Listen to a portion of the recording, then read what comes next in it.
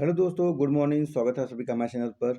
तो हम लोग कर रहे हैं करंट अफेयर, जो कि ये है जनवरी से लेकर दिसंबर तक का, दिसंबर में नहीं जब अभी तक का, सितंबर तक का पूरा करंट अफेयर इसमें इंक्लूड किया गया है।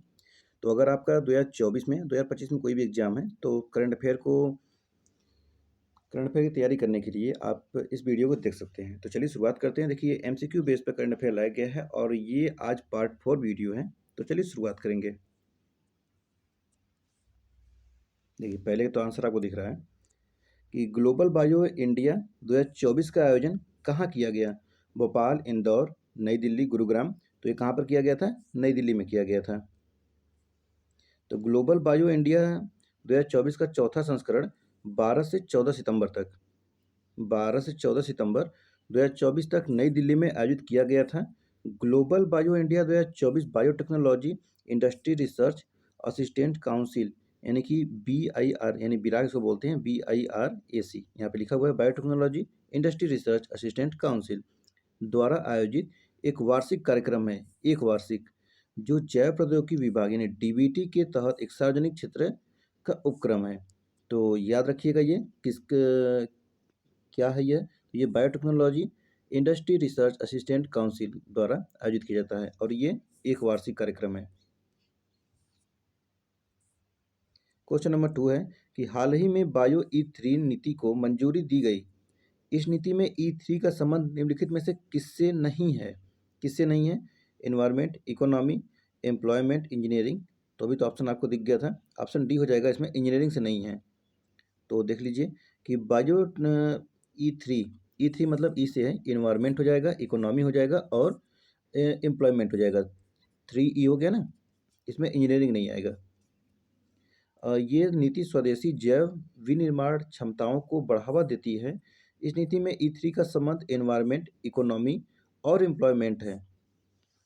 देखिए, कल कोई बच्चा कह रहा था कि सर इतना तेज क्यों पढ़ा रहे हैं? देखिए, स्पीड रखिए ज़्यादा, क्योंकि समय बहुत कम रहता है और मैं भी एकदम धीरे धीरे बोलकर आपको पढ़ाना शुरू करूँ तो आपका भी टाइम लॉस होगा।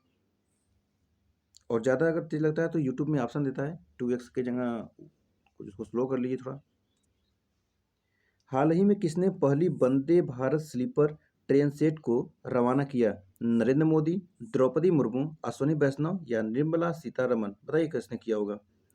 ये तो पता ही होगा, ये हैं अश्विनी वैष्णव। ऑप्शन नंबर सी लगाएंगे। मुझे भी लगा था नरेंद्र मोदी होंगे, लेकिन अश्विनी वैष्णव। तो रेल मंत्री अश्विनी वैष्णव ने 1 सितंबर 2024 को BEML के बेंगलोर रेल परिसर में भारत की पहली Vande Bharat sleeper train set को हरी झंडी दिखाई थी। ठीक है, ऑप्शन नंबर सी हो जाएगा, स्लीपर ट्रेन सेट है ये। क्वेश्चन नंबर 4 देखिए, प्रधानमंत्री नरेंद्र मोदी ने निम्नलिखित में से किस राज्य में भारत की पहली वंदे मेट्रो ट्रेन का उद्घाटन किया? कहाँ पर किया है? उत्तर प्रदेश, गुजरात, कर्नाटक, मध्य प्रदेश। तो ये हो जाएगा गुजरात। ऑप्शन नंबर बी लगाएंगे, गुजरात।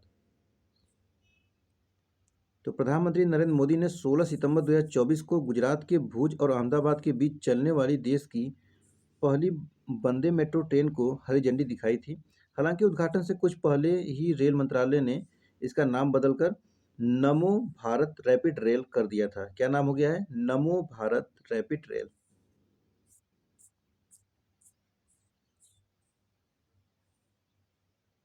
क्वेश्चन नंबर 5 देखिए, निम्नलिखित में से सही कथन का चयन करें। पहला है, नेचर पत्रिका के रिसर्च के अनुसार भारत में शौचालय तक पहुंच और बाल मृत्यु दर में विपरीत संबंध पाया गया है। दूसरा है, स्वच्छ भारत मिशन 2 अक्टूबर 2015 को लॉन्च किया गया था। कौन सा कथन सही है? तो इसमें पहला कथन सही है, दूसरा कथन गलत है। ठीक है, पहला कथन सही है, दूसरा कथन गलत है। तो ऑप्शन नंबर क्या लगाएंगे? ऑप्शन नंबर ए लगा देंगे, केवल एक सही है। तो यह शुरू हुआ था 2015 में नहीं, बल्कि अक्टूबर 2014 में शुरू हुआ था। क्वेश्चन नंबर 6 देखेंगे, हाल ही में 23वें विधि आयोग के गठन को राष्ट्रपति द्वारा मंजूरी प्रदान की गई है। इस आयोग की अवधि क्या है? 1 सितंबर 2024 से 31 अगस्त 2027 तक, या 1 अगस्त 2024 से 31 जुलाई 2027 तक, या 1 सितंबर से, या 1 अगस्त से। तो ये शुरू हुआ था 1 सितंबर 2024 से 1 अगस्त 31 अगस्त 2027 तक हुआ है। ठीक है, 24 के बाद 25, 26, 27 यानी कि 3 year. Option number A correct हो जाएगा। अच्छा, इसमें देखेंगे तो इस आयोग में एक पूर्णकालिक अध्यक्ष, 4 सदस्य और अतिरिक्त पदेन और अंशकालिक सदस्य होंगे। क्वेश्चन नंबर नेक्स्ट है 7। बजट 2024-25 में की गई घोषणा के अनुसार केंद्र सरकार राज्यों के साथ साझेदारी में कितने वर्षों में कृषि के लिए डिजिटल सार्वजनिक अवसंरचना लागू करेगी? 2, 3, 4, 5 क्या होगा इसमें बताइए। Question number 7।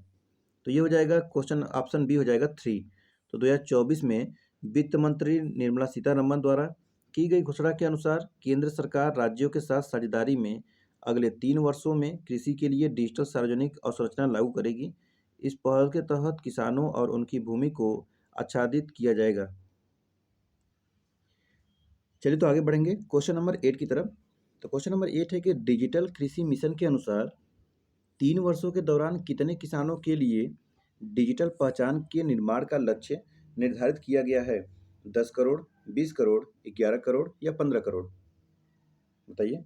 तो ये हो जाएगा, ऑप्शन नंबर सी लगाएंगे, 11 करोड़ होगा। ठीक है, ऑप्शन नंबर सी हो जाएगा 11 करोड़। तो देख लीजिए यहाँ पर प्रधानमंत्री श्री नरेंद्र मोदी की अध्यक्षता में केंद्रीय मंत्रिमंडल समिति ने 2817 करोड़ रुपए के परिव्यय के साथ डिजिटल कृषि मिशन को मंजूरी दी है, जिसमें केंद्र का 1940 करोड़ रुपए का हिस्सा शामिल है। डिजिटल कृषि मिशन के अंतर्गत 3 वर्षों के दौरान 11 करोड़ किसानों के लिए डिजिटल पहचान को निर्माण का लक्ष्य निर्धारित किया गया है। क्वेश्चन नंबर 9 देखिए यहाँ पर। वित्त वर्ष 2024-25 में डिजिटल सार्वजनिक अवसंरचना का उपयोग करते हुए कितने जिलों में खरीफ का डिजिटल फसल सर्वेक्षण किया जाएगा? 200, 400, 630 या 734? तो ये हो जाएगा 400। ऑप्शन नंबर बी लगाएंगे 400। केंद्रीय बजट 2024-25 में वित्त मंत्री निर्मला सीतारमण द्वारा की गई घोषणा के अनुसार केंद्र सरकार राज्यों के साथ साझेदारी में अगले 3 वर्षों में कृषि के लिए डिजिटल सार्वजनिक अवसंरचना लागू करेगी। इस पहल के तहत किसानों और उनकी भूमि को आच्छादित किया जाएगा। इस वित्त वर्ष डीपीआई का उपयोग करते हुए 400 जिलों में खरीफ का डिजिटल फसल सर्वेक्षण किया जाएगा।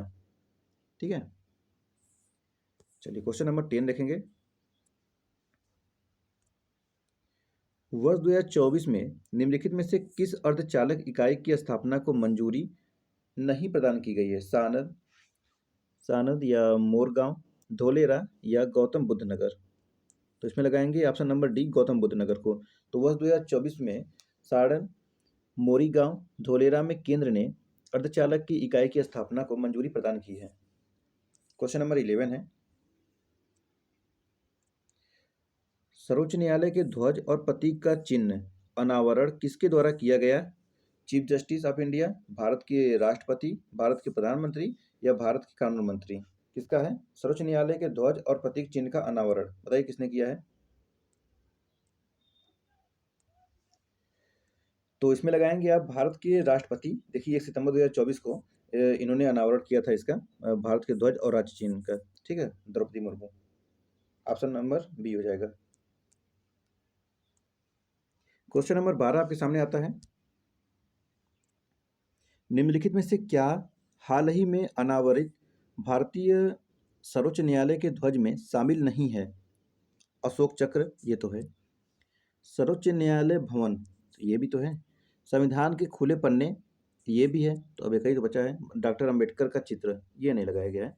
ऑप्शन नंबर डी इसमें करेक्ट कर देंगे, क्योंकि इसमें नहीं पूछा हुआ है शामिल, तो डॉक्टर अंबेडकर का चित्र नहीं है। तो ऑप्शन नंबर डी करेक्ट हो जाएगा। ठीक है, तो देखेंगे हाल ही में अनावरित सर्वोच्च न्यायालय के ध्वज में संविधान के खुले हुए पन्ने, सर्वोच्च न्यायालय के गोलाकार भवन, संविधान के खुले पन्ने, अशोक चक्र तथा संस्कृत श्लोक को स्थान दिया गया है। ठीक है, इसमें संस्कृत श्लोक भी है। क्वेश्चन नंबर 13 देखिए, हाल ही में प्रधानमंत्री नरेंद्र मोदी ने वधावन पत्तन का शिलान्यास किया है। यह किस राज्य में है? वधावन पत्तन उड़ीसा, पश्चिम बंगाल, महाराष्ट्र, केरल? बताइए क्या होगा। ऑप्शन नंबर डी लगाएंगे महाराष्ट्र। ठीक है, ऑप्शन नंबर डी हो जाएगा महाराष्ट्र। ये 76,000 करोड़ रुपए की लागत वाली ये वधावन बंदरगाह परियोजना का उद्घाटन हुआ है। कहाँ पर हुआ है? महाराष्ट्र में हुआ है। क्वेश्चन नंबर 14 देखिए। क्वेश्चन नंबर 14 है कि हाल ही में केंद्र सरकार ने एनआईसीडीपी के अंतर्गत कितने नए औद्योगिक शहरों की स्थापना को मंजूरी दी है? 10, 12, 14, 20। कितने दिया है? तो ये हो जाएगा 12। ऑप्शन नंबर बी लगाएंगे 12।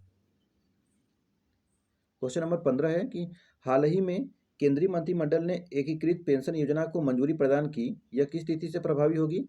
तो यह होगा 1 अप्रैल 2025 से। ऑप्शन नंबर सी हो जाएगा 1 अप्रैल 2025 से होगा। Question number 16। क्वेश्चन नंबर 16 देखिए। एकीकृत पेंशन योजना की मुख्य विशेषताओं में शामिल सुनिश्चित न्यूनतम पेंशन योजना हेतु न्यूनतम कितने वर्षों के बाद सेवानिवृत्ति पर 10,000 रुपये प्रति माह की सुनिश्चित पेंशन प्रदान की जाएगी? 10 वर्ष, 15 वर्ष, 20 वर्ष या 25 वर्ष? बताइए। Question number 16। तो ये हो जाएगा ऑप्शन नंबर ए करेक्ट हो जाएगा 10 वर्ष। क्वेश्चन नंबर 17 देखिए। हाल ही में केंद्रीय बजट 2024-25 में घोषित एनपीएस वात्सल्य योजना के बारे में गलत कथन का चयन कीजिए। गलत कथन का। यह एक अंशदान आधारित पेंशन योजना है। प्रधानमंत्री ने नई दिल्ली में इस योजना को लॉन्च किया है। सब्सक्राइबर को प्रति वर्ष न्यूनतम 1,000 रुपये का योगदान देना होगा। 18 वर्ष से कम आयु के सभी अवयस्क नागरिक इस योजना के लिए पात्र होंगे। अब बताइए कौन सा होगा? Question number 17। तो चलिए देखते हैं। ऑप्शन नंबर बी इसमें इनकरेक्ट है कि प्रधानमंत्री ने नई दिल्ली में इस योजना को लॉन्च किया है, ये कथन गलत है। तो ये वित्त निर्मला सीतारमण ने किया है इस योजना को लॉन्च नई दिल्ली में, मोदी जी ने नहीं किया है। क्वेश्चन नंबर 18 देखेंगे। हाल ही में नेशनल इंस्टीट्यूट रैंकिंग फ्रेमवर्क के अंतर्गत जारी इंडिया रैंकिंग 2024 में समग्र श्रेणी में किस संस्थान ने प्रथम स्थान हासिल किया है? आईआईटी दिल्ली, बनारस हिंदू विश्वविद्यालय, भारतीय विज्ञान संस्थान बेंगलुरु या आईआईटी मद्रास? बताइए। Question number 18। तो ये हो जाएगा IIT Madras. Option number D हो जाएगा आईआईटी मद्रास। तो देखेंगे 12 अगस्त 2024 को केंद्रीय शिक्षा मंत्री धर्मेंद्र प्रधान ने नेशनल इंस्टीट्यूशनल रैंकिंग फ्रेमवर्क के अंतर्गत इंडिया रैंकिंग 2024 को जारी किया। इस देश के उच्च शैक्षिक संस्थानों की रैंकिंग है। समग्र श्रेणी में लगातार 6वें वर्ष 2019 से 24 भारतीय प्रौद्योगिकी संस्थान मद्रास को प्रथम स्थान प्राप्त हुआ है। Question number 19। हाल ही में किस राज्य ने देश के पहले सकल पर्यावरण उत्पाद सूचकांक को लॉन्च किया? उत्तर प्रदेश, उत्तराखंड, मध्य प्रदेश, केरल? क्या है ये? सकल पर्यावरण उत्पाद सूचकांक किसने लॉन्च किया है? बताइए। तो ये हो जाएगा आपका उत्तराखंड हो जाएगा। ठीक है। इसके कौन सी सेवाएं ले रहा है और कौन सी सेवा वापस दे रहा है पर्यावरण को, इसके लिए लॉन्च किया गया है। ऑप्शन नंबर बी करेक्ट हो जाएगा उत्तराखंड। ठीक है। आपको पता होगा उत्तराखंड उत्तर प्रदेश से ही कट के बना हुआ है 2000 में। ठीक है। चलिए आगे बढ़ेंगे।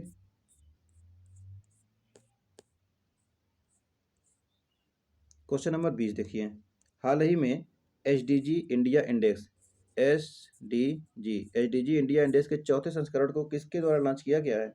द्रौपदी मुर्मू, नरेंद्र मोदी, सुमन बेरी या अमिताभ कांत? ऑप्शन सी लगाएंगे इसमें Suman Bery. Question number 21। SDG India index 2023-24 में राज्यों की संयुक्त रैंकिंग में किसे शीर्ष स्थान प्राप्त हुआ है? केरल, उत्तराखंड, उत्तर प्रदेश या ए और बी दोनों? तो आई थिंक ए और बी दोनों होना चाहिए, केरल और उत्तराखंड। ऑप्शन डी सही है, ए और बी दोनों केरल और उत्तराखंड है। क्वेश्चन नंबर 22 देखिए। हाल ही में केंद्र सरकार ने किस दिन को संविधान हत्या दिवस के रूप में मनाने का निर्णय लिया है? वही तो इमरजेंसी वाला डे है, 25 जून को है। ऑप्शन नंबर डी बी लगाएंगे 25 जून। ठीक है। क्या हो जाएगा इसमें? 25 जून हो जाएगा। तो देखिए यहाँ पर केंद्र सरकार ने 25 जून को संविधान हत्या दिवस मनाने का ऐलान किया है। इस दिन को मनाने का मकसद 1975 में लगाए गए आपातकाल के दौरान सत्ता के दुरुपयोग के खिलाफ लड़ने वालों को सम्मानित करना है। Question number 23। भारत सरकार ने किस दिन को हैदराबाद मुक्ति दिवस के रूप में मनाने का निर्णय लिया है? हैदराबाद मुक्ति दिवस 17 जून, 12 मार्च, 17 सितंबर या 12 सितंबर? बताइए। किस दिन को मनाया मुक्ति दिवस होगा हैदराबाद का? तो ये हो जाएगा आपका ऑप्शन सी 17 सितंबर का हो जाएगा, ठीक है, 17 सितंबर। देख लीजिए यहाँ पर, केंद्र सरकार ने 17 सितंबर, जिस दिन 1948 में हैदराबाद रियासत का भारतीय संघ में विलय हुआ था, को हैदराबाद मुक्ति दिवस के रूप में मनाने की घोषणा की है। यह क्षेत्र 17 सितंबर 1948 को ऑपरेशन पोलो नामक पुलिस कार्रवाई के बाद निजाम के शासन से मुक्त हुआ था। क्वेश्चन नंबर 24 है, निम्नलिखित में से सही कथन का चयन करें। हाल ही में वैश्विक इंडिया एआई शिखर सम्मेलन का आयोजन नई दिल्ली में किया गया। और दूसरा है, इस शिखर सम्मेलन का आयोजन विज्ञान और प्रौद्योगिकी मंत्रालय द्वारा किया गया। केवल एक, केवल दो, दोनों कथन सही है, दोनों कथन गलत। क्वेश्चन नंबर 24 क्या होगा इसका आंसर? तो चलिए देखते हैं। इसका होगा आंसर ऑप्शन नंबर एक, केवल एक होगा कि हाल ही में वैश्विक इंडिया एआई शिखर सम्मेलन का आयोजन नई दिल्ली में हुआ था। वही कह रहा है कि इस शिखर सम्मेलन का आयोजन विज्ञान और प्रौद्योगिकी मंत्रालय द्वारा किया गया था, तो ये कथन गलत हो जाएगा। देखेंगे यहाँ पर कि हाल ही में वैश्विक इंडिया एआई शिखर सम्मेलन का आयोजन नई दिल्ली में भारत मंडपम में किया गया था। भारत मंडपम से क्वेश्चन पूछा गया था इस बार। इस सम्मेलन का आयोजन विज्ञान और प्रौद्योगिकी मंत्रालय नहीं बल्कि केंद्रीय इलेक्ट्रॉनिक और सूचना प्रौद्योगिकी मंत्रालय द्वारा किया गया है। ठीक है, किसके द्वारा? केंद्रीय इलेक्ट्रॉनिक और सूचना प्रौद्योगिकी मंत्रालय द्वारा। क्वेश्चन नंबर 25 देखेंगे, निम्नलिखित में से सही कथन का चयन करें। हाल ही में संयुक्त राष्ट्र महासभा द्वारा कृत्रिम बुद्धिमत्ता पर ऐतिहासिक प्रस्ताव को अंगीकृत किया गया। और दूसरा है, इस प्रस्ताव को संयुक्त राष्ट्र के सभी 193 सदस्यों का समर्थन प्राप्त है। कौन सा कथन सही है? केवल एक, केवल दो, या तो दोनों कथन, या तो दोनों कथन गलत। बताइए क्वेश्चन नंबर 25। तो ये हो जाएगा ऑप्शन नंबर सी, दोनों के दोनों कथन सही है। ठीक है, दोनों के दोनों कथन सही है। देखेंगे यहाँ पर कि हाल ही में संयुक्त राष्ट्र महासभा द्वारा प्रथम युद्ध पर ऐतिहासिक प्रस्ताव का अंतरित किया गया तथा इस प्रस्ताव को संयुक्त राष्ट्र के सभी 193 देश का समर्थन प्राप्त है। क्वेश्चन नंबर 26 देखेंगे, दूरसंचार अधिनियम 2023 को राष्ट्रपति की स्वीकृति कब मिली? 26 जून 2024, 5 जुलाई 2024, 24 दिसंबर 2023 या 20 दिसंबर 2023? तो ये कब मिला था? ये मिला था 24 दिसंबर 2023 को। ऑप्शन नंबर सी करेक्ट लगाएंगे। देखिए यहाँ पर, संसद ने दूरसंचार अधिनियम 2023 को दिसंबर 2023 में पारित किया था। इसके बाद 24 दिसंबर 2023 को भारत की राष्ट्रपति ने इसे मंजूरी प्रदान की और उसी दिन इसे आधिकारिक राजपत्र में प्रकाशित किया गया। अधिनियम के विविध प्रावधानों में कुछ 26 जून 2024 को तथा कुछ 5 जुलाई 2024 को लागू किया गया था।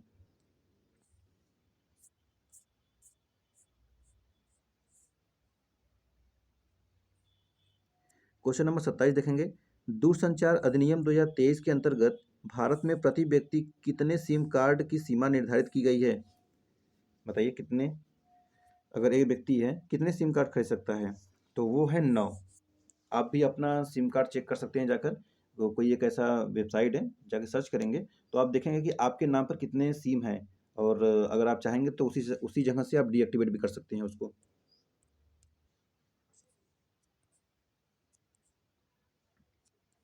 क्वेश्चन नंबर 28 देखेंगे,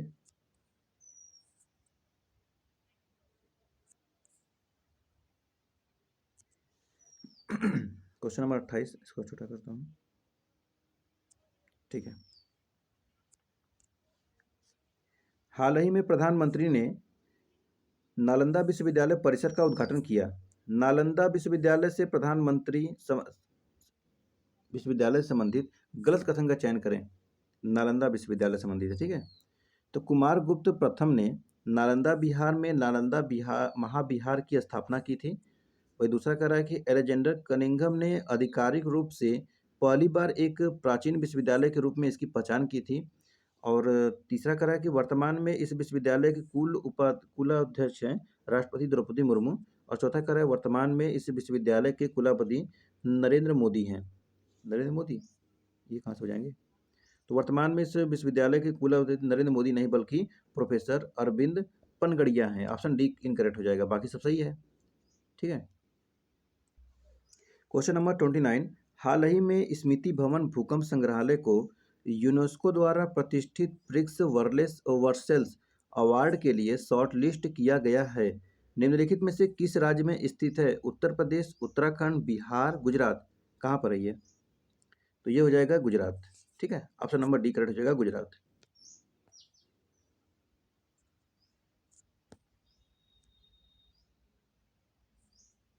क्वेश्चन नंबर 30 देखेंगे अब। क्वेश्चन नंबर 30 देखेंगे कि निम्नलिखित कथन में से कौन सा कथन सही है। ग्रेट निकोबार द्वीप की सोम्पेन जनजाति ने पहली बार आम चुनाव 2024 में मतदान किया। और दूसरा कह रहा है कि इस बार आम चुनाव 2024 में महिला मतदाताओं ने पुरुषों से ज़्यादा मतदान प्रतिशत का रिकॉर्ड बनाया है। अच्छा, इसमें ऑप्शन है पहला कि केवल एक, ऑप्शन बी है कि केवल दो, और ऑप्शन सी है कि एक और दो दोनों, और ऑप्शन डी है नन। चलिए बताइए कौन सा इसमें सही होगा। तो इसमें ऑप्शन ए लगाएंगे, केवल पहला सही होगा, यानी कि केवल पहला सही है, दूसरा कथन गलत है। महिलाओं ने कहाँ रिकॉर्ड अपनाया था, तो दूसरा कथन गलत, पहला कथन सही हो जाएगा। ऑप्शन नंबर ए लगा देंगे। ग्रेट निकोबार द्वीप की सोम्पेन जनजाति ने पहली बार आम चुनाव 2024 में मतदान किया तथा इस बार भी पुरुष मतदाताओं का प्रतिशत ज़्यादा रहा। क्वेश्चन नंबर 31 देखेंगे। लोकसभा निर्वाचन 2024 में सर्वाधिक मतों से जीतने वाले प्रत्याशी कौन हैं। रकीबुल हुसैन या शिवराज चौहान, राहुल गांधी या CR पाटिल। लोकसभा निर्वाचन 2024 सर्वाधिक मतों से जीतने वाले, बताइए। तो इसमें ऑप्शन ए लगाएंगे, Rakibul Hussain. Option number A correct हो जाएगा, रकीबुल हुसैन। देखते हैं, तो देखेंगे यहाँ पर असम से कांग्रेस उम्मीदवार रकीबुल हुसैन ने लोकसभा चुनाव 2024 में भारी मतों से जीत दर्ज करने का रिकॉर्ड बनाया है। कांग्रेस के टिकट पर असम के धुबरी लोकसभा सीट से चुनावी मैदान में उतरे हुसैन ने 10,12,476 वोटों के रिकॉर्ड से अंतर जीत अपने नाम की है। बहुत ही ज़्यादा है। यहाँ तो उत्तर प्रदेश में बनारस में ही मोदी जी लगभग 1.5 लाख वोटों सिर्फ जीते हुए हैं। सिर्फ 1.5 लाख, इतना काम करने के बाद भी 1.5 लाख वोटों जीते हैं। क्वेश्चन नंबर 32 देखेंगे। निम्नलिखित में से सही कथन का चयन करें। 18वीं लोकसभा के सबसे युवा सांसद पुष्पेंद्र सरोज हैं। इनका निर्वाचन प्रयागराज के फूलपुर सीट से हुआ है। केवल एक, केवल दो, दोनों कथन सही है, दोनों कथन गलत, बताइए कौन सा होगा। Question number 32। तो ये हो जाएंगे, ऑप्शन नंबर ए लगाएंगे, केवल एक। देखेंगे, 18वीं लोकसभा के सबसे युवा सांसद पुष्पेंद्र सरोज हैं, लेकिन इनका निर्वाचन प्रयागराज के फूलपुर सीट से नहीं बल्कि कौशाम्बी संसदीय निर्वाचन क्षेत्र से हुआ है। Question number 33। 18वीं लोकसभा की सबसे युवा महिला सांसद कौन बनी है। पुष्पेंद्र सरोज, प्रिया सरोज, संजना जाटव या प्रियंका सिंह, बताइए कौन है। तो ये है प्रिया सरोज, 25 वर्ष की हैं ये। यूपी के मछली शहर SC आरक्षित सीट से समाजवादी पार्टी की 25 वर्षीय उम्मीदवार प्रिया सरोज सबसे कम उम्र की सांसदों में शामिल हो गई हैं। वह 18वीं लोकसभा की सबसे युवा महिला सांसद भी हैं। क्वेश्चन नंबर 34 है। हाल ही में संपन्न हुए लोकसभा चुनाव के पश्चात नरेंद्र मोदी को छोड़कर कुल कितने मंत्रियों ने शपथ ग्रहण किया। 71, 72, 74 या 76। देखिए, नरेंद्र मोदी को छोड़कर बताना है, ठीक है। तो बताइए कितने मंत्रियों ने लिया था। तो देखिए, उस समय आपने देखा होगा कि 72 मंत्रियों ने लिया था, 72 मंत्रियों ने, लेकिन उसमें प्रधानमंत्री जी भी शामिल थे कि यहाँ 72 नहीं होगा बल्कि 71 होगा। और 71 में पे आपको पता होना चाहिए कि इसमें 7 महिलाएं भी हैं, ठीक है, 7 महिलाएं भी हैं। ऑप्शन नंबर इसमें ए करेक्ट होगा, क्या हो जाएगा, ऑप्शन नंबर पहला सही हो जाएगा, 71। तो देखेंगे, हाल ही में संपन्न हुए लोकसभा चुनाव के पश्चात नरेंद्र मोदी को छोड़कर कुल 71 मंत्रियों ने शपथ ग्रहण किया, इनमें 7 महिलाएं शामिल हैं। चलिए क्वेश्चन नंबर 35 देखेंगे। कह रहा है कि निम्नलिखित में से खेलों व उनके आयोजन की तिथि के संबंध में गलत युग्म का चयन करें। पहला कह रहा है कि ICC T20 विश्व कप पुरुष 1 जून से 29 जून 2024। वही दूसरा कह रहा है कि इंडियन प्रीमियर लीग यानी IPL 22 मार्च से 26 मई 2024। वुमेन प्रीमियर लीग यानी कि वुमेन जो WPL है 23 फरवरी से 17 मार्च 2024। और ग्रीष्मकालीन ओलंपिक 2024 से 26 जुलाई से 17 अगस्त 2024। कौन सा कथन गलत है इसमें से। तो इसमें देखेंगे ऑप्शन डी गलत है, बाकी सब सही है। ICC T20 विश्व कप 1 जून से 29 जून तक था 2024 में। वही IPL जो था ये था 22 से 26 मई तक। और वुमेन का जो था ये 23 फरवरी से 17 मार्च तक था। लेकिन ग्रीष्मकालीन ओलंपिक जो है ये 2024 26 17 अगस्त 2024 तक नहीं है। तो कब है? 26 जुलाई से 11 अगस्त 2024 तक है। ठीक है, ग्रीष्मकालीन ओलंपिक। चलिए क्वेश्चन नंबर 36, निम्नलिखित में से सही कथन का चयन करें। 2024 में अरुणाचल प्रदेश के कुल 60 सीटों के लिए विधानसभा चुनाव संपन्न हुए। और दूसरा है कि प्रेम सिंह तमांग अरुणाचल प्रदेश के नए मुख्यमंत्री बने हैं। प्रेम सिंह तमांग है, पहला कथन सही है, दूसरा कथन गलत है। ऑप्शन नंबर ए लगा देंगे। तो देखेंगे यहाँ पर नए मुख्यमंत्री प्रेम सिंह तमांग नहीं बल्कि पेमा खांडू बने हैं। पेमा खंडू अरुणाचल प्रदेश के हैं ये, पेमा खंडू। क्वेश्चन नंबर 37 देखिए, हाल ही में 4 राज्यों में आयोजित विधानसभा चुनाव के पश्चात बने नए मुख्यमंत्रियों के गलत जोड़े बताइए। आंध्र प्रदेश में चंद्रबाबू नायडू, सिक्किम में प्रेम सिंह तमांग, अरुणाचल प्रदेश में पेमा खांडू और उड़ीसा में नवीन पटनायक। उड़ीसा में नवीन पटनायक फिर से आ जाएंगे क्या? तो ऑप्शन डी गलत हो जाएगा ना। ऑप्शन डी गलत हो जाएगा। उड़ीसा के नए मुख्यमंत्री नवीन पटनायक नहीं बल्कि मोहन चरण मांझी हैं। ठीक है, बाकी सब सही है। तो देख लीजिए कितने मुख्यमंत्री आपको याद हो गए। आंध्र प्रदेश के चंद्रबाबू नायडू हैं, सिक्किम के प्रेम सिंह तमांग हैं, और अरुणाचल प्रदेश के पेमा खांडू हैं, और उड़ीसा के हैं मोहन चरण मांझी। अच्छा, यूपी के, तो यूपी के योगी जी हैं, और एमपी कौन है? मोहन यादव। और वही महाराष्ट्र में देखेंगे कोई वो शिंदे है ना, शिंदे जी। चलिए आगे बढ़ेंगे। देखिए मुख्यमंत्री राज्यों के मुख्यमंत्री और राज्यपाल का भी नाम याद रखिए। क्या पता कभी घुमा फिरा के क्वेश्चन पूछ दें, क्योंकि पीछे में पूछा हुआ था अध्यक्ष का नाम। क्वेश्चन नंबर 38, देखेंगे। हाल ही में चर्चा में रहा राष्ट्रीय उद्यमिता विकास परियोजना के बारे में सही कथन का चयन करें। ठीक है, यह योजना कौशल विकास और उद्यमिता मंत्रालय से संबंधित है। और दूसरा है इसका उद्देश्य युवाओं में नौकरी प्रदाता दृष्टिकोण तैयार करना है। कौन सा कथन सही होगा? केवल एक, या तो केवल दो, या तो दोनों कथन, या तो नन, मतलब कोई नहीं। बताइए कौन सा कथन सही होगा? ABCD मान लीजिए किसी को, सबको, इसको। तो इसमें दोनों के दोनों कथन सही है। ऑप्शन सी लगा देंगे सही। तो दोनों के दोनों कथन बिल्कुल सही है। ठीक है, देखेंगे यहाँ पर केंद्रीय मंत्री धर्मेंद्र प्रधान द्वारा संबलपुर उड़ीसा में इस योजना का उद्घाटन किया गया। यह योजना पीएम सम्मान निधि परियोजना के लाभार्थियों के लिए विशेष रूप से तैयार अनूठी पहल है। क्वेश्चन नंबर 39, हाल ही में भारत रत्न सम्मान प्राप्त कर्पूरी ठाकुर का संबंध निम्नलिखित में से किससे नहीं है? शिक्षक, राजनीति, डॉक्टर, स्वतंत्रता सेनानी। बताइए किससे नहीं है? तो डॉक्टर नहीं होंगे उसमें, स्वतंत्रता सेनानी नहीं थे। ऑप्शन नंबर डी हो जाएंगे। तो कर्पूरी ठाकुर बिहार राज्य से संबंध रखते हैं। यह भारत रत्न पाने वाले 49 व्यक्ति हैं, 49वें। और इन्होंने शिक्षक, राजनीति, स्वतंत्रता सेनानी के रूप में देश में सेवा दी है, सेनानी के रूप में। तो डॉक्टर लगाना चाहिए था इसमें ना, गलत ऑप्शन दे दीजिएगा। राजनीतिक हो गए, शिक्षक, राजनीतिज्ञ, देखिए यहाँ पर शिक्षक दिया है, राजनीतिक हो गया, स्वतंत्रता सेनानी हो गया। तो इसमें ऑप्शन सी होना चाहिए, डॉक्टर। ठीक है, इसमें यहाँ पे ऑप्शन गलत दे दिया है, डॉक्टर होगा ऑप्शन सी। ठीक है, क्वेश्चन नंबर 40 है, निम्नलिखित में से किसे पद्म भूषण सम्मान 2024 से सम्मानित नहीं किया गया है? वैजयंती माला बाली, एम वेंकैया नायडू, विनेश्वर पाठक, या जस्टिस एम फातिमा बीवी। बताइए 40। तो ये हो जाएगा option D, justice M Fatima Beevi. ठीक है, जस्टिस एम फातिमा बीवी। चलिए क्वेश्चन नंबर 41 है, 18वें लोकसभा चुनाव 2024 में सर्वाधिक मतदान प्रतिशत किस राज्य केंद्रशासित प्रदेश में दर्ज किया गया? लक्षद्वीप, नई दिल्ली, केरल, महाराष्ट्र।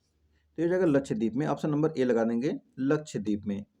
ठीक है, 6 जून 2024 को जारी आंकड़ों के अनुसार सभी राज्यों के शासित प्रदेशों से लक्षद्वीप में सर्वाधिक यानी 84% मतदान दर्ज किया गया है। वही सबसे न्यूनतम रहा, और 56% का बिहार में, और उत्तर प्रदेश में 56%।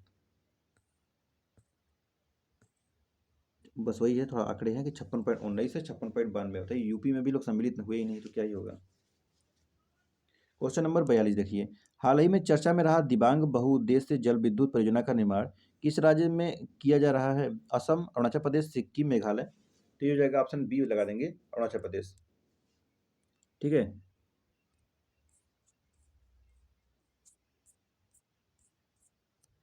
क्वेश्चन नंबर 43, निम्नलिखित में से सही कथन का चयन करें। हाल ही में रक्षा मंत्री ने अरुणाचल प्रदेश में आभासी माध्यम से सेला सुरंग परियोजना को राष्ट्र को समर्पित किया। दूसरा है, इस सुरंग का निर्माण सीमा सड़क संगठन के प्रोजेक्ट वर्तक के अंतर्गत किया गया है। केवल एक, केवल दो, दोनों कथन सही है, दोनों कथन गलत। क्वेश्चन नंबर 43, इसमें ऑप्शन बी लगाएंगे, केवल दूसरा कथन सही है। रक्षा मंत्री अरुणाचल प्रदेश में आभासी माध्यम से सेला सुरंग परियोजना को राष्ट्र का समर्पित किया था, ये कथन गलत हो जाएगा। ये रक्षा मंत्री नहीं बल्कि प्रधानमंत्री नरेंद्र मोदी ने किया था। चलिए 44 नंबर देखेंगे। हाल ही में world book of record London द्वारा ब्राक्सा पुल को विश्व के सबसे ऊंचे मल्टी स्पैन पुल के रूप में मान्यता दी गई। यह कहाँ स्थित है? लद्दाख, जम्मू कश्मीर, अरुणाचल प्रदेश, हिमाचल प्रदेश। बताइए कहाँ पर स्थित है? तो यह है आपका लद्दाख में। ऑप्शन नंबर ए लगाएंगे, लद्दाख।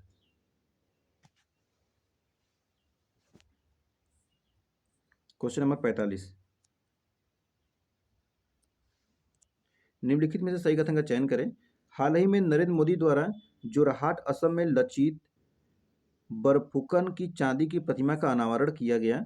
और दूसरा है कि इस प्रतिमा को शौर्य की प्रतिमूर्ति नाम दिया गया है। कौन सा कथन सही होगा? पहला कथन गलत, दूसरा कथन सही है। ऑप्शन नंबर बी लगा देंगे इसमें। ठीक है, देखेंगे यहाँ पर।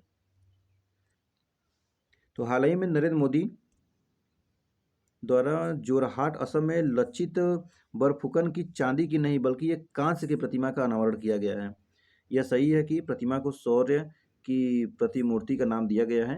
लचित बरफुकन असम के अहोम साम्राज्य की शाही सेना के जनरल थे और लाचित बरफुकन और उनकी सेना ने मुगलों को पराजित किया था और औरंगजेब के नेतृत्व में मुगलों की लगातार बढ़ती महत्वाकांक्षा पर रोक लगाने में सफलता प्राप्त की थी। क्वेश्चन नंबर 46, क्वेश्चन नंबर 46 देखिए, कह रहा है कि स्टैचू ऑफ सोशल जस्टिस नाम से डॉक्टर अंबेडकर की प्रतिमा कहाँ स्थित है? बताइए कहाँ पर स्थित है? आंध्र प्रदेश, तेलंगाना, मध्य प्रदेश या महाराष्ट्र? तो ये है आपका आंध्र प्रदेश में। ऑप्शन नंबर ए लगाएंगे, आंध्र प्रदेश। ठीक है, तो देखेंगे यहाँ पर 19 जनवरी 2024 को विजयवाड़ा, आंध्र प्रदेश में स्टैचू ऑफ सोशल जस्टिस यानी स्टैचू ऑफ सोशल जस्टिस का अनावरण किया गया। यह डॉक्टर बी आर अम्बेडकर की कांस्य प्रतिमा है। डॉक्टर बी आर अम्बेडकर की इस प्रतिमा का ऊंचाई 125 फीट है और यह प्रतिमा 21 फीट ऊंचे एक मंच आसन के ऊपर स्थित है। यह विश्व में डॉक्टर अम्बेडकर की सबसे ऊंची प्रतिमा है कि यानी कि अब 125 और 81 भी जोड़ दीजिए इसमें, तो कितना हो गया? 206 फीट ऊंचा हो गया। चलिए क्वेश्चन नंबर 47 देखिए, पीएम सूर्य घर मुफ्त बिजली योजना के बारे में सही कथन का चयन करें। यह केंद्रीय क्षेत्र की योजना है। दूसरा है कि छत पर ऊर्जा प्रणाली की स्थापना से देश के 1 करोड़ परिवार प्रत्येक वर्ष 300 यूनिट तक निःशुल्क बिजली प्राप्त कर सकेंगे। कौन सा कथन सही होगा? केवल एक, केवल दो या दोनों कथन सही है, दोनों कथन गलत। बताइए कौन सा कथन सही होगा इसमें से? तो देखेंगे इसमें यह केंद्रीय क्षेत्र योजना है, सही है। दूसरा वाला कथन गलत है। यह कह रहा है कि छत पर ऊर्जा प्रणाली की स्थापना से देश के 1 करोड़ परिवार को प्रत्येक वर्ष 300 यूनिट, प्रत्येक वर्ष क्या होगा? ये प्रति माह है। ठीक है, प्रत्येक वर्ष नहीं बल्कि मंथ में है। प्रत्येक मंथ 300 यूनिट तक का निःशुल्क बिजली प्राप्त होगा। ऑप्शन नंबर ए लगा देंगे, केवल पहला कथन सही है। ठीक है, केवल पहला कथन सही होगा इसमें। चलिए क्वेश्चन नंबर 48 देखेंगे, कह रहा है बोइंग सुकन्या कार्यक्रम का संबंध है किससे है? जन्म के संग समय लिंगानुपात से, एसएचजी में महिलाओं की भूमिका से, स्टेम क्षेत्र की महिलाओं की भूमिका से या उच्च शिक्षा में महिलाओं के आरक्षण से? कौन सा होगा? ऑप्शन नंबर इसमें सी लगाएंगे, स्टेम क्षेत्र में महिलाओं की भूमिका से होगा। Option number C. ठीक है, क्वेश्चन नंबर 49 देखिए, हाल ही में सुप्रीम कोर्ट ने निम्नलिखित में से किस अनुच्छेद का हवाला देते हुए चुनावी बांड योजना को असंवैधानिक घोषित कर दिया है? 21, 19, 22, 14? बताइए। ये 21 हो जाएगा, 19 हो जाएगा। ऑप्शन नंबर बी हो जाएगा 19। तो देखेंगे 15 फरवरी 2024 को सुप्रीम कोर्ट की एक 5 सदस्यीय संविधान पीठ ने चुनावी बॉन्ड योजना को असंवैधानिक घोषित कर दिया। न्यायालय ने अपने निर्णय में रेखांकित किया कि चुनावी बॉन्ड योजना राजनीतिक दलों के वित्त पोषण से संबंधित सूचना को गोपनीय रखने के माध्यम से संविधान के अनुच्छेद 19(1)(a) के अंतर्गत मतदाताओं में सूचना के अधिकार का उल्लंघन करती है। ठीक है।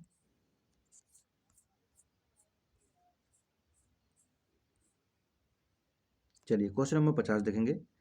चुनावी बॉन्ड योजना को किस वर्ष अधिसूचित किया गया? 2017, 2019, 2018 या 2020? बताइए। चुनावी बॉन्ड योजना कब हुआ था? 2018 हुआ था ना। ऑप्शन डी लगाएंगे 2018।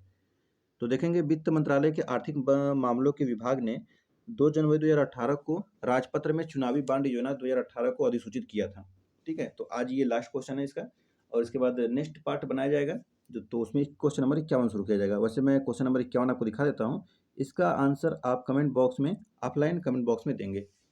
क्या है कि चुनावी बॉन्ड के माध्यम से चंदा लेने वाली कंपनियों में शीर्ष स्थान पर कौन सी कंपनी रही? Mega engineering, future gaming, quick supply देने वाली है। ठीक है। कंपनी कौन सी कंपनी थी देने वाली? वेदांता लिमिटेड।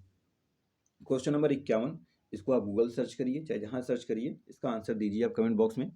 और देखिए अपनी तैयारी को लगातार ऐसे ही बनाए रखिए, और जितना ज़्यादा से ज़्यादा हो सके उतना ज़्यादा उसको रिवीजन करिए। जो भी बनाइए, नोट्स बनाइए, पीआईक्यू करिए या घटना चक्र लगाइए, टेस्ट सीरीज लगाइए। सबका अगर नोट्स बनाए हैं तो नोट्स से और हर एक चीज़ से या वीडियो के माध्यम से रिवीजन करते रहिए। जितना ज़्यादा रिवीजन करेंगे उतना ही आपके एग्जाम के लिए अच्छा होगा। आप एग्जाम में बैठेंगे, क्वेश्चनों से परिचित होंगे, किस प्रकार के क्वेश्चन बनाता है सॉरी। एग्जामिनर के माइंड सेट को आप पकड़ पाएंगे कि वह क्या पूछना चाहता है, क्या करना चाहता है। तो चलिए देखिए करंट अफेयर बहुत ही महत्वपूर्ण भूमिका निभाता है आपके एग्जाम के लिए, क्योंकि बहुत सारे सेगमेंट जो होते हैं वो करंट अफेयर से पूछते हैं। तो चलिए इसी साथ हम लोग इसको समाप्त करेंगे, और नेक्स्ट वीडियो बहुत ही जल्द लाया जाएगा, इसका नेक्स्ट पार्ट। और लगातार इसमें देखिए एक प्लेलिस्ट बना दिया गया है, उसमें सारे करंट अफेयर को ऐड किया जा रहा है। तो चलिए बहुत जल्द नेक्स्ट वीडियो में मिलेंगे। आप सभी का बहुत बहुत धन्यवाद। जय हिंद, जय भारत।